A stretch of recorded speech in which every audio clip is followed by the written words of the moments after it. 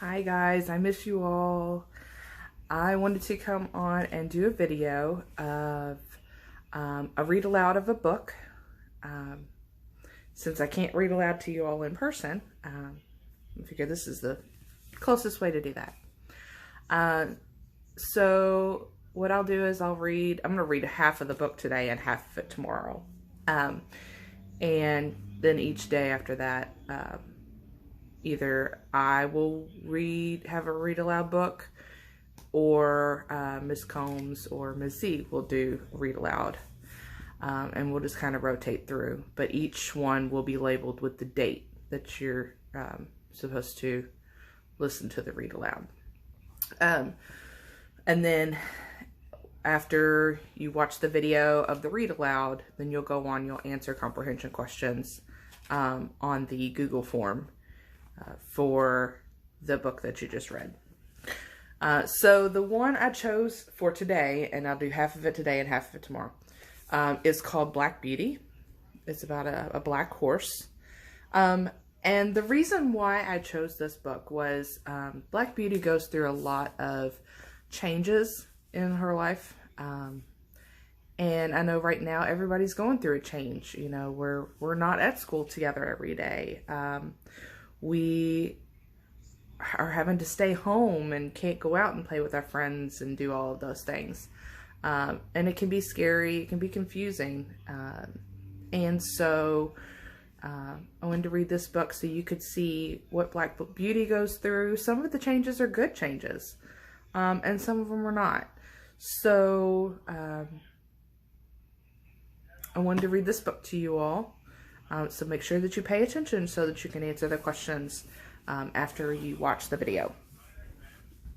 So, the book is called Black Beauty. This is based on a story by Anna Sewell and illustrated by Alan Marks. Chapter 1, In the Beginning. When I was very young, my life was gloriously happy. I galloped with other colts by day and slept by my mother's side at night. So a colt is a baby horse. But when I was 4 years old, a man named Squire Gordon came to talk to my master, the horse breeder. He stroked my black coat and the white star on my forehead. "Beautiful," he exclaimed. "Break him in and I'll buy him." Then he touched the white patch on my back. "It's like a beauty spot," he said. "I'll call him Black Beauty." I shook with fear. I was going to be sold. Would I have to leave my mother? And what was breaking in?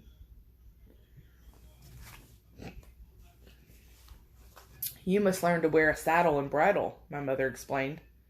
Then the groom thrust a cold steel bar in my mouth and held it there with straps over my head and under my throat. There was no escape. At first the bar frightened me, but with kind words and treats of oats, I learned to get used to it.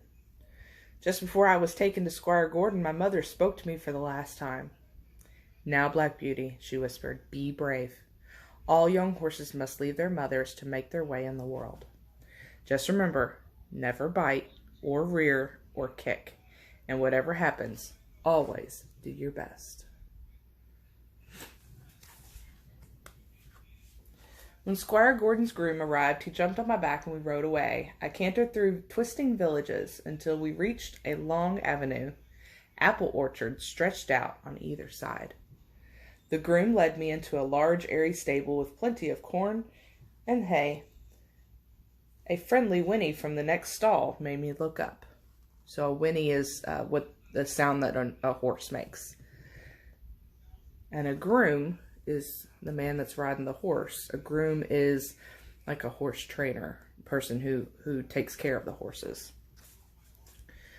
A fat little pony with a thick mane and tail was poking his head over the rail. "I'm Merrylegs," he said. "Welcome to Birtwick Park." "That was John who rode you here," Merrylegs went on. "He's the best groom around, and Squire Gordon is the best owner a horse could have. You'll be happy here." So there's Merrylegs, there's Black Beauty. A tall chestnut mare glared at Merrylegs. "Trouble is, no one knows how long a good home will last," she snapped. "I've had more homes than you've had oats." "Meet Ginger," said Merrylegs. "She bites." That's why she keeps getting sold, even though she's so handsome. Angrily, Ginger tore at wisp of hay in her manger. You don't know anything, she muttered. If you'd been through what I have, you'd bite too. Poor Ginger, I thought. What could have made her so unhappy? So there's Ginger, and Merrylegs, and Black Beauty.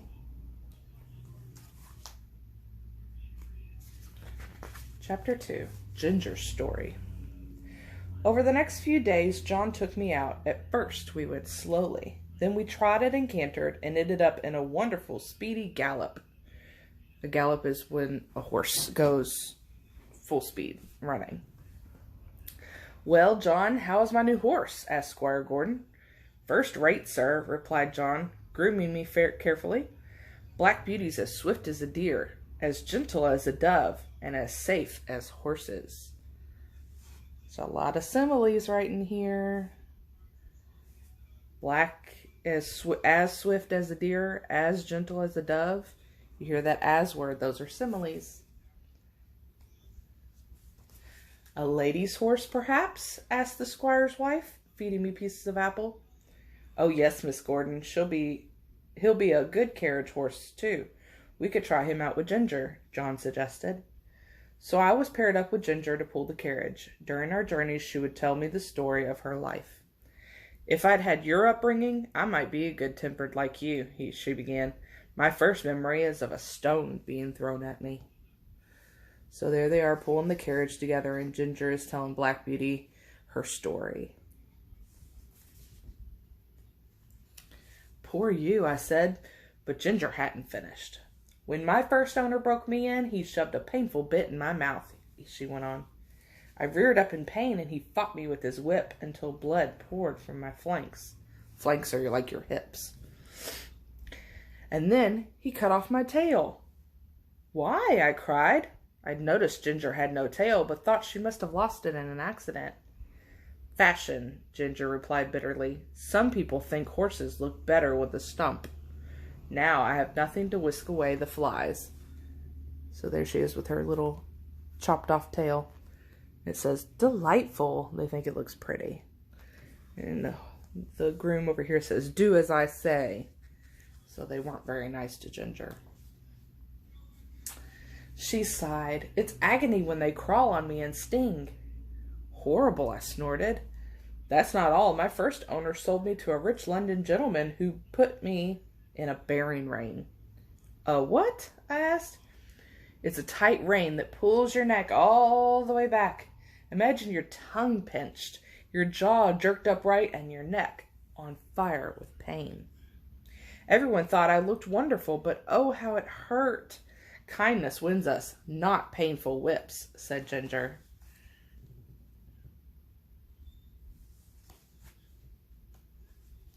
But we're lucky here, she said at last. Squire Gordon hates bearing reins, and John is teaching young Joe, our new groom, to be just as good as he is. And I'm trying to behave now, because everyone's so kind. Chapter 3, Horses Know Best. Soon after this, Mrs. Gordon fell ill. We didn't see her for weeks. Then one stormy night, John rushed to the stables. There he is running to the stable. Best foot forward, Beauty, he cried. We must ride as hard as we can to fetch the doctor. Mrs. Gordon is at death's door. So there's a metaphor there. Is she really at death's door, or does it mean that she's dying? We galloped into lashing rain, while thunder and lightning raged around us. Leaves and twigs danced in the air, torn from their branches by a savage wind. As we got to the main road, a terrible splitting sound crashed through the darkness. A huge tree had fallen in our path. So you can see the tree there that's getting ready to fall in their path. A lot of metaphors here, guys. Remember, metaphors are where you compare two things. So when it says leaves and twigs danced, thunder and lightning raged. Gathering all my strength, I jumped and sailed over it. So you jumped over the branch, or the tree. At last we reached the bridge. I could hear the river roaring, but the moment I stepped onto the bridge, I stopped. So there's the bridge. Come on, Beauty, John urged. I couldn't move. I could tell something was wrong. John gave me a light touch of the whip, but I stayed like a statue. Like a statue. There's your simile. Just then the moon lit up the bridge. We saw the far end had collapsed into matchsticks, tossing in the raging water. Well done, Beauty, John cried. We could have been killed, but I'm afraid it's 10 miles to the next bridge. We'll have to hurry. Gallop and get there, I murmured to myself. Gallop and get there. The faster I said it, the faster I went. You understand me, don't you, Black Beauty? So now they can't cross the bridge. They got to go around. I raced home with both John and the doctor on my back. I've never been so tired in my life. You're steaming like a kettle, said young Joe. You're too hot for your blanket. Here, have some ice-cold water. All through the night I shivered and sweated and longed for John to come. When he arrived, he was horrified. Joe, you've nearly killed Beauty, he shouted. He's caught a bad chill. You should have put on his blanket, and that icy drink did him no good at all. So he is not happy with little Joe here, because he almost killed Black Beauty. Black Beauty is now sick. I didn't know, Joe muttered sulkily. Didn't know, yelled John. You should make it your business to know. If you don't know, ask. I'm sorry, wept Joe. I didn't mean to hurt him. With careful nursing, I recovered, but Joe never forgot the lesson he had learned. It says, will he die? I hope not. So he learned his lesson about taking care of a horse. Chapter 4, A Terrible Time. Mrs. Gordon got better too, but the doctor said she must live in the sun to be really well. It says, goodbye, Ginger. So she has to move to someplace where it's sunny. Everything was to be sold. Birtwick Park, Merrylegs, Ginger, and me. Merrylegs went to the priest. We said goodbye under the apple trees where we talked and played so happily. I never saw Merrylegs again. The priest says I'll never be sold. Lucky you. What'll happen to us? Ginger and I were sold to Lord and Lady Richmore. John had tears in his eyes when he handed us over to Reuben, our new groom. Look after that temper, Ginger, is what he tells Ginger. So Reuben is their new groom. So they were sold. Next day, Lord and Lady Richmore came to inspect us. They look very nice, Reuben, announced Lady Richmore. They can pull my carriage, but you must put their heads up high. Squire Gordon never used a bearing rein, Lord Richmore reminded her. Well, I won't have horrible common-looking horses, snapped Lady Richmore. So they're very rich and uppity, and they want all their horses to have their heads held up real high. Reuben pulled my head back and fixed the rein tight. I felt red-hot pain. Ginger tried to jerk her head away, but Reuben forced her rein like mine. Instantly I saw why Ginger hated it. I couldn't put my head down to take the strain of pulling the carriage. As the strength drained out of us, Reuben whipped us on. At last we came to a grand courtyard crammed with horses and carriages. Ginger couldn't take it any more. With a wild neigh, she reared up, scaring all the horses who crashed into her, kicking madly. Our carriage toppled over and broke to pieces. So she kind of went off the deep end there. Broke the carriage, knocked into all the other horses. So, and it says, this is agony. So she was really hurting from that rein that they put on their face. Lady Richmore tumbled out, unharmed but furious. Furious means mad. Ginger was taken away forever. I longed to know what happened to her, but no one mentioned her name again. Says that horse ought to be shot. I didn't trust Reuben. He oozed politeness to the Richmores, but secretly he drank too much. One evening he took me out for a ride on a road made of fresh-laid sharp stones. My shoe was loose, but Reuben was too drunk to notice. There they are, riding out in the nighttime, and that's Miss Lady Richmore that fell out of the carriage. He never heard the clatter of my shoe falling off. I don't think he even noticed me limping. My hoof split, and I couldn't help it. I fell onto my knees. Reuben shot to the ground, his head on the cobbles. Hit his head on the cobbles and lay there, not moving. I stayed with Reuben all through the night. When morning dawned, a group of early walkers came by. They were shocked at the sight of us. "That's Reuben," they shouted. "Dead poor bloke. Thrown by that horse. Vicious brute. That'll be the end of him." No one knew what really happened. And what would they do to me now?